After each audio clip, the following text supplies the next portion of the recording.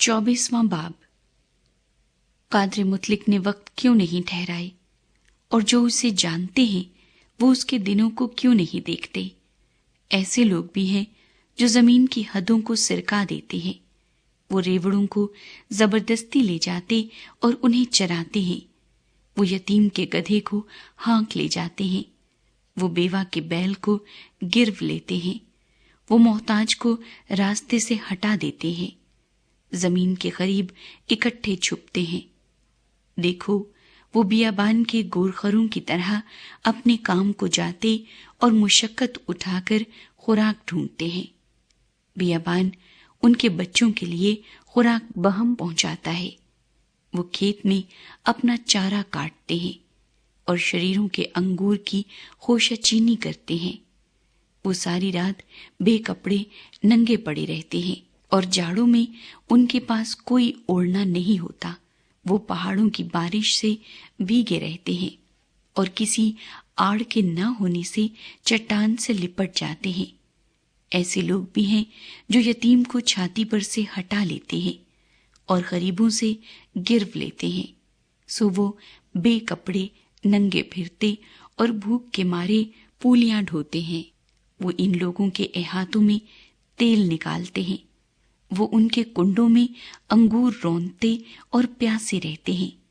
آباد شہر میں سے نکل کر لوگ کراہتے ہیں اور زخمیوں کی جان فریاد کرتی ہے، تو بھی خدا اس حماقت کا خیال نہیں کرتا۔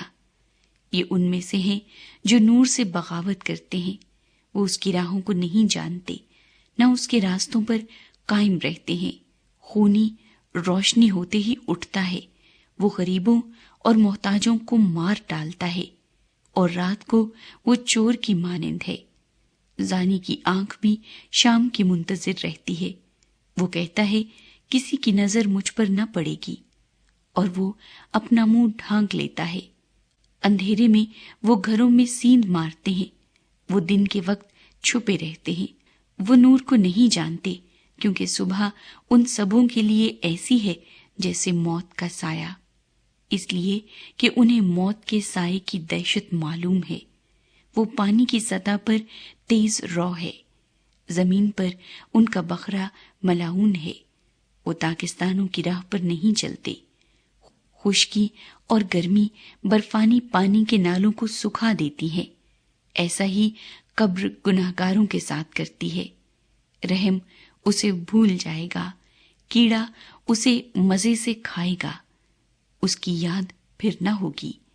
ناراستی درخت کی طرح توڑ دی جائے گی، وہ بانجھ کو جو جنتی نہیں نگل جاتا ہے، اور بیوہ کے ساتھ بھلائی نہیں کرتا۔ خدا اپنی قوت سے زبردستوں کو بھی کھینچ لیتا ہے، وہ اٹھتا ہے اور کسی کو زندگی کا یقین نہیں رہتا۔